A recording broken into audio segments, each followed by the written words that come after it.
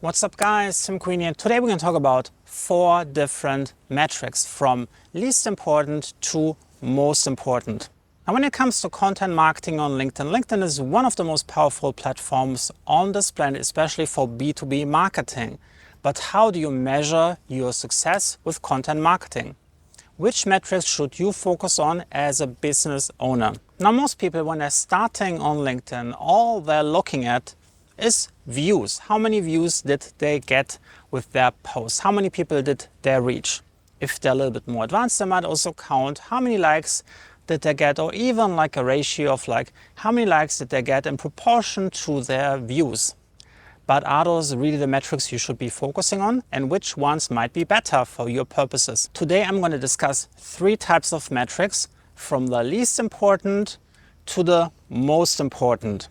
The first category of metrics we're looking at is platform metrics. Those are all the metrics that LinkedIn is giving us on their platform itself. That includes views, reactions from likes to hearts to support and all the other icons on the color palette, to comments, to number of shares, and to the number of minutes watched for your videos. Those metrics are good as a starter metric if you just want to get to know the platform and you want to get like a feeling for how your content is resonating with your audience. But for business purposes, those are not very useful. And here's what you should replace those platforms metrics with. I like to call them calculated metrics. Those are metrics that you take from your platform and you're applying a little bit of math to make them more useful for your purposes. As an example, let's say you are selling a marketing software and you're trying to reach people primarily with marketing role titles. Now LinkedIn will give you a top 10 list of the most important role titles who viewed your content.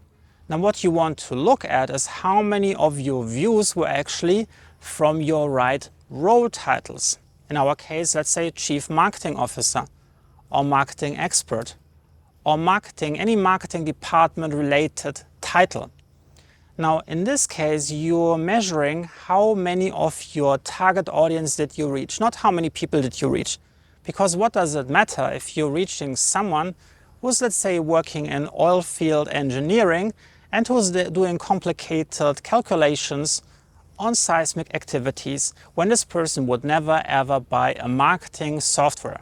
Another calculated metrics that you might be focusing on might be views per location. In this case, LinkedIn will also show you the top most popular locations, usually by city name followed by country. In this case, you have to take those together, and then depending if you have like a local service in a specific city or you're focusing on a specific country market, you might get some useful insights this way. Another good calculated metrics is to keep track of your followers. In this case, you might track how many followers you have gained per day, per week or per month. I recommend using something like a Google Sheets or an Excel document to write down your numbers on a consistent schedule, for example, once per day or once per week, to keep track of those metrics. For LinkedIn posts, it makes sense to calculate your metrics after a specific duration, for example, after 3 or after 7 days, because usually most posts will then not be shown to many more people afterwards because you have a slow decline over time. The third metrics that I want you to focus on is business objectives, business metrics. This could be something like lead generated, people sign up for your newsletter, followers gained, sales made, personal direct messages received, connection requests with messages received, number of conversations you had with potential customers, conversion from email to phone, conversion from connection request to sale. There is a ton of very useful business metrics that you can keep track of and calculate to measure the success of your LinkedIn journey. More important though, I want you to focus on process-driven metrics. Those are metrics that focus on the right process and improving your process over time. For example, you might track how many posts have you written, how many posts have you published, how many videos have you recorded, how consistently have you published. Because when it comes to content marketing, consistency is the most important success factor.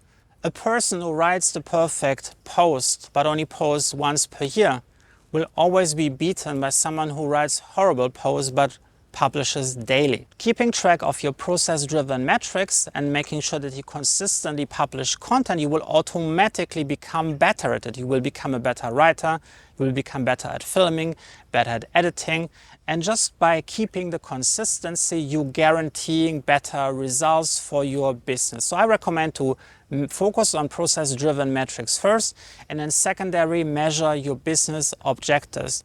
Measure the number of leads generated, the conversations you had, depending on the business model, maybe the number of phone calls and the number of sales. And then once you have a team involved, you can also measure this on an individual level and then see how everyone is working together. And if you see someone is falling behind, you can put some additional resources into this, helping this person catch up, become a better writer, learn some of the tips and tricks of the most successful content creators in your business. Now, if you want to learn more how to build a complete LinkedIn content strategy from scratch for your company, and maybe even how to implement like a team strategy, we get multiple people involved in your company for your content strategy, you can check out my LinkedIn Accelerator program. I'm going to put the link down in the description and into the pinned comment below. You should also download my free LinkedIn hashtag guide, which teaches you how to select the right hashtags to attract the right people as your followers on LinkedIn. Link also in the description and in the pinned comment below.